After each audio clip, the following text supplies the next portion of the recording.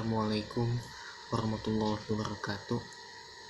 Saya Miftah Maulana Faza dari kelas MHUB akan menjelaskan hasil jawaban UTS ilmu dakwah. Definisi ilmu dakwah. Ilmu dakwah adalah suatu ilmu yang berisi cara-cara dan tuntutan untuk menarik perhatian orang lain supaya menganut, mengikuti, menyetujui atau melaksanakan suatu ideologi, agama, pendapat atau pekerjaan tertentu. Orang yang menyampaikan dakwah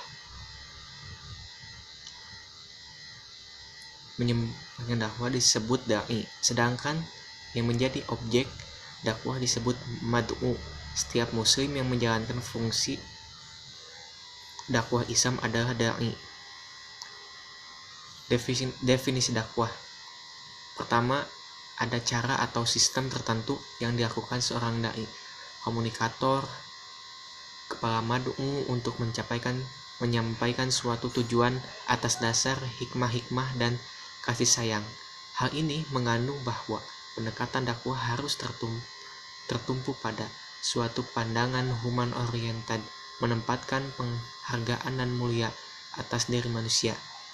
Dakwah berasal pada bahasa Arab yang mempunyai beberapa pengertian. Antara pengertian dakwah dan bahasa Arab yang paling menonjol adalah meminta tolong, beribadah, memandu, menjemput, mengajak, memanggil, menyeru, dan melaung. Mengikut peristilahan ahli dakwah, perkataan tersebut atau yang asalnya dakwah Islamiyah mempunyai makna tersendiri. Kemudian dakwah adalah salah satu proses menghidupkan peraturan Islam dengan maksud memindahkan umat dari satu keadaan kepada keadaan lain.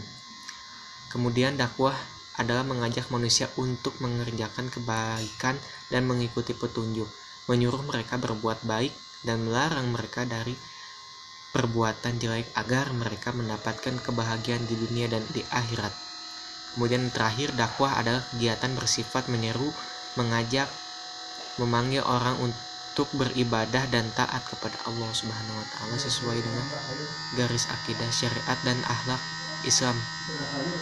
Kata dakwah merupakan masdar kata benda dari kata kerja da'a yad'u yang berarti panggilan, seruan atau ajakan. Alasan kenapa ada kewajiban dakwah. Agama Islam disebarkan langsung oleh Rasulullah SAW. Sepeninggal beliau, ajaran Islam dilanjutkan oleh para ulama sebagaimana warasatul anbiya. Para ulama bertanggung jawab melanjutkan sebagian tugas-tugas kenabian sesuai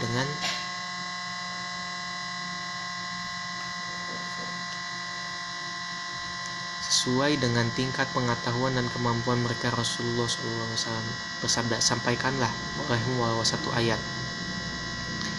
Dari hadis tersebut dapat disimpulkan bahwa kewajiban dakwah bukan ditujukan kepada para ulama saja, namun umat Islam secara keseluruhan. Mengutip jurnal berjudul Identifikasi Ayat-Ayat Dakwah dalam Al-Quran oleh Arifin Zain, setiap muslim wajib berdakwah berdasarkan kemampuan ilmu dan pengetahuan yang mereka kuasai.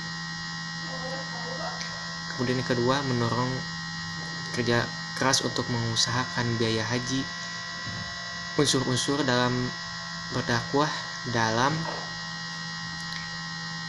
manasik haji dan umroh: mendorong kerja keras untuk mengusahakan biaya haji, melatih rela berkorban, mendidik untuk berani menghadapi kesulitan, melatih disiplin diri, mendorong untuk bertemu dengan bangsa-bangsa lain dari seluruh dunia, mewujudkan ukhuwah Islamiyah, mewujudkan dan atas persamaan, menjadikan Baitullah sebagai lambang persatuan umat Islam, menapak tilas sejarah Nabi Ibrahim alaihissalam dan sejarah Nabi Muhammad SAW, memperingati wahyu terakhir yang turun di Arafah,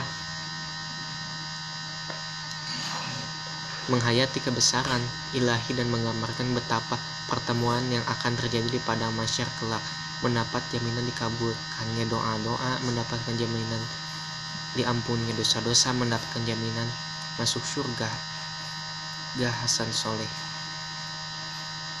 Kemudian pendekatan ilmu dakwah terdiri dari 3. Yang pertama, pendekatan ke budaya, yaitu setiap masyarakat memiliki budaya sebagai karya mereka sekaligus sebagai pengikat kebutuhan mereka. Para wali songo yang memandang bangga bangsa Indonesia dengan budaya yang tinggi secara tepat menggunakan budaya dan dalam dakwahnya, dan ternyata memang hasil dan membuah hasil. Kemudian pendekatan pendidikan. Pendekatan pendidikan merupakan kebutuhan dan sekaligus tuntutan masyarakat, baik pendidikan formal, non formal maupun informal. Lembaga-lembaga pendidikan peranannya dalam pembentukan kecerdasan yang bersangkutan, kedewasaan, wawasan, serta pembentukan manusia moral yang berlaku karimah sebagai objek maupun subjek pembangunan manusia seutuhnya. Kemudian pendekatan psikologis. Pendekatan ini meliputi 2 aspek. Yang pertama, citra pandang dakwah yang terhadap manusia sebagai makhluk yang memiliki kelebihan dipandang dengan makhluk lainnya. Oleh karena itu, mereka harus dihadapi dengan pendekatan persuasif, hikmah, dan kasih sayang. Kemudian yang kedua, realita pandang dakwah terhadap manusia di samping memiliki beberapa kelebihan, ia juga memiliki berbagai macam kekurangan dan keterbatasan. Ia seringkali mengalami kegagalan mengomunikasikan dirinya di tengah-tengah masyarakat sehingga terbelenggu dalam lingkaran problem yang mengganggu jiwanya. Oleh karena itu, dakwah harus memandang setiap mitra dakwah sebagai manusia dengan segala problematikanya. Pendekatan psikologis ini terutama bagi mereka memerlukan pemecahan masalah rohani baik dengan bimbingan dan penyuluhan maupun dengan metode lainnya. Sekian dari saya.